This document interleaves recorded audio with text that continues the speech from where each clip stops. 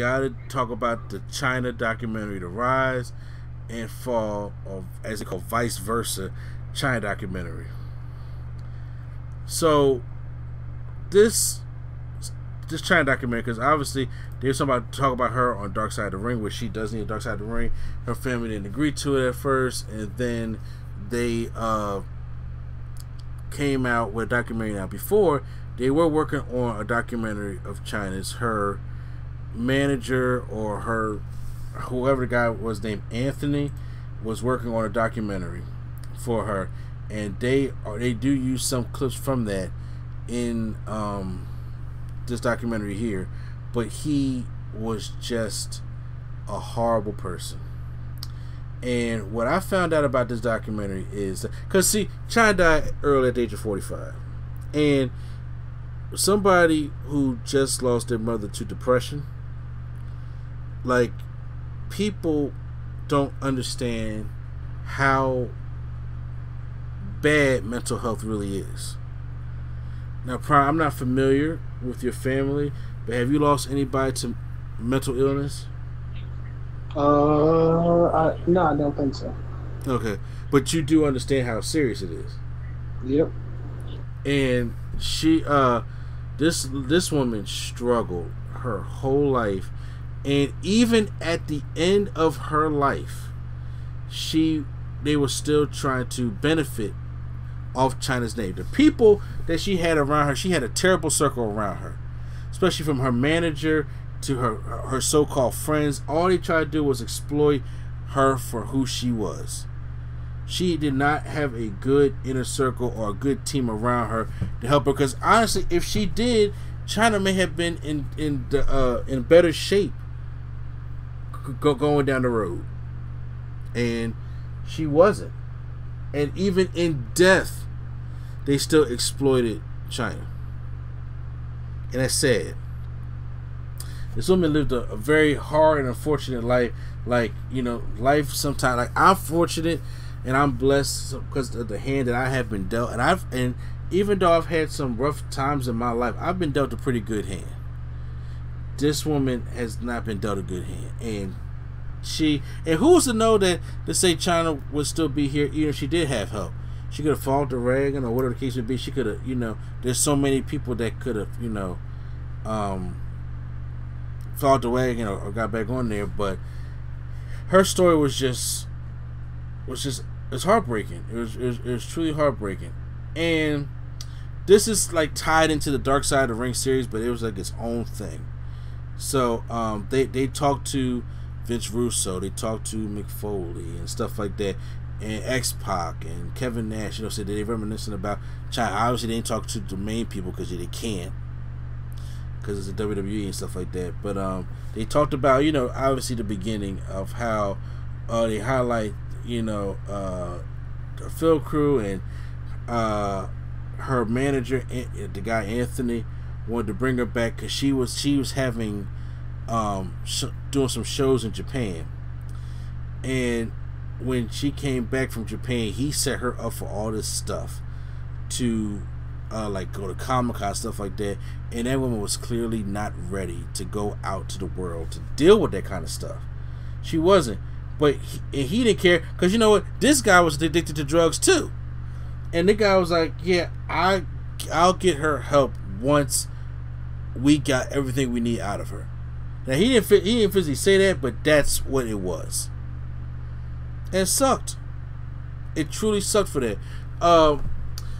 So we get, you know, she's a bodybuilder, and then she went to Killer Kowalski's school and had some early matches, but then she was going by her name Jonah Lee, but then she was in the gym, and of course that's when she met Triple H.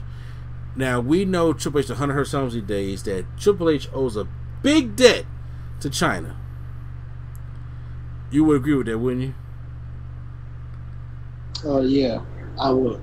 Because Triple H was a mid-carder at best when it came to when he was there, and the click thing didn't help him out. And when Triple H was trying to find bodyguards, you know, the Larry Hughes thing, or what was his name? Remember the big black bodyguard with with the suit and the suspenders and the glove?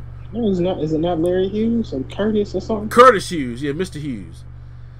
Yeah, that wasn't working, but having this big bodybuilder woman be his bodyguard brought him some heat, and then they just clicked, and the rest was just magic.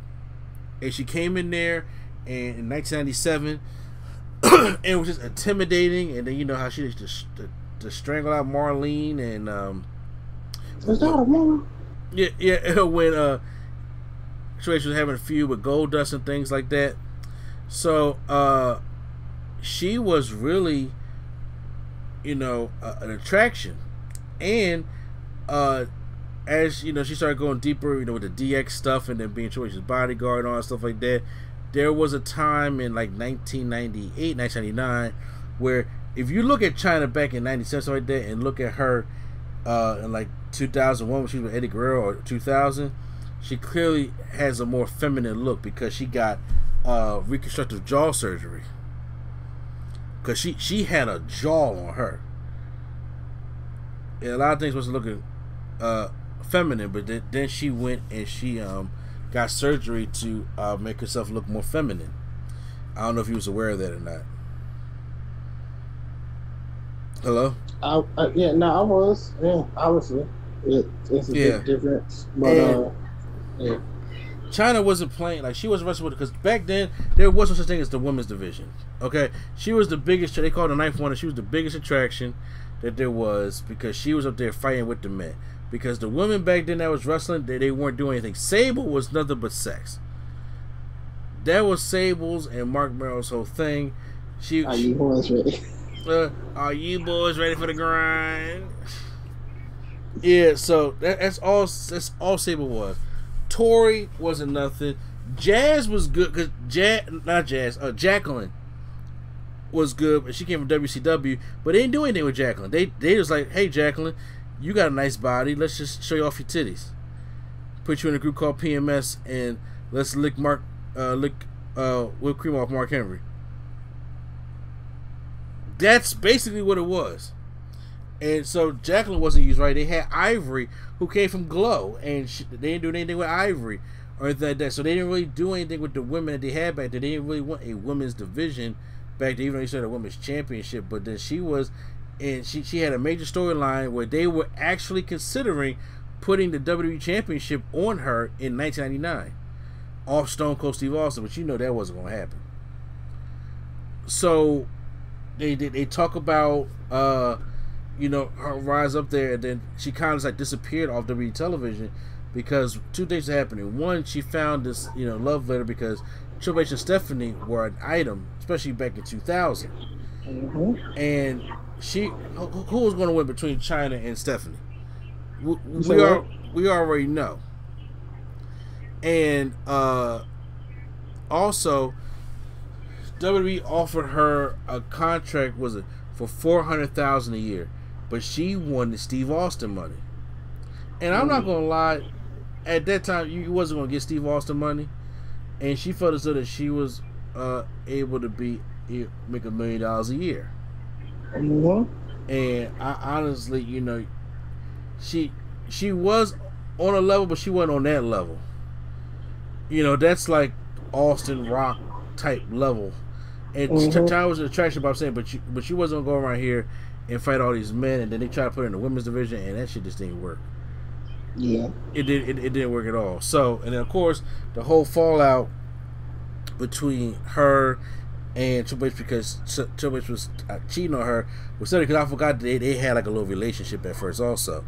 So then after that, she just disappeared off the face of everything, and then she went on and she had like a match in Japan, and then she had remember when she came to TNA?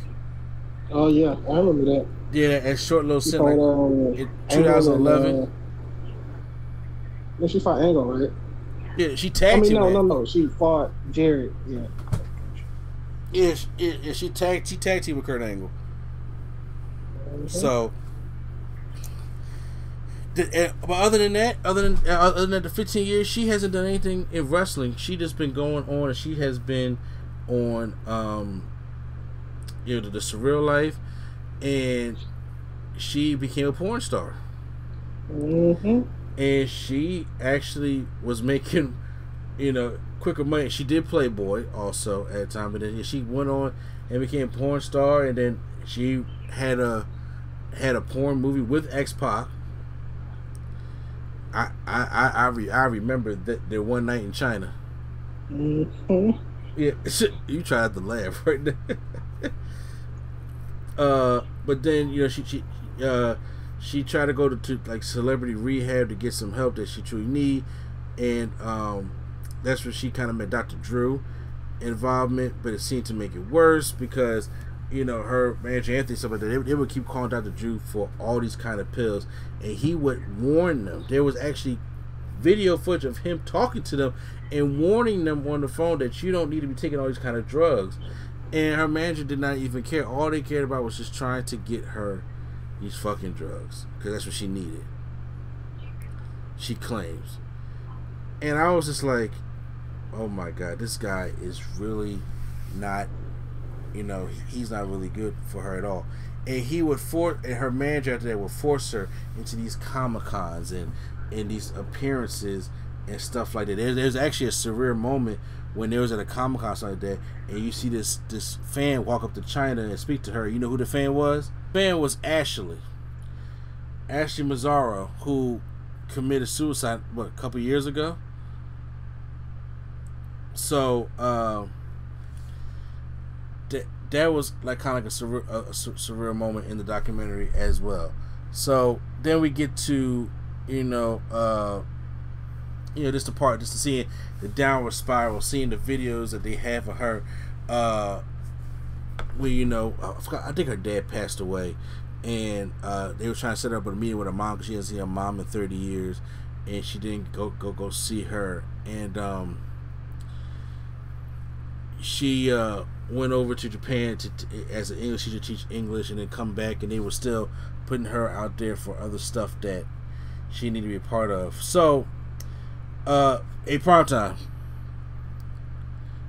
The part I was telling you about was at the end when her manager got the call about, obviously, Chyna's not answering and go to her hotel room. He walks in there and he's recording it. I know there's footage of him finding her dead. I know it is. I know there's footage of him finding her dead, but they didn't put that in the documentary. But he goes to her mother, and he goes and asks if he could, they can cremate Chyna. And the mother gives the permission to cremate Chyna, and then I think her mother wanted her ashes spread somewhere, so he takes about 3/4 of the ashes for himself and puts it in a bedazzled urn, and spreads the rest of them, and has people taking pictures at like a Comic-Con, something like that, next to Chyna's urn. This happens. And that's why I was saying that this guy's an asshole. This guy's a true asshole. So, like I said, it was sad. It really was. But I recommend, if you guys have not seen the Chyna documentary, to make sure you guys go out there and check out it on Vice, because it's not part of the Dark Side of the Ring thing, but it's like, another Vice documentary, because they was gonna have to eventually talk about Chyna somehow, and it's a very, very good. It's sometimes hard and painful to kind of watch a little bit. So, make sure you guys go and check that out, because that woman lived a very, very, very sad life.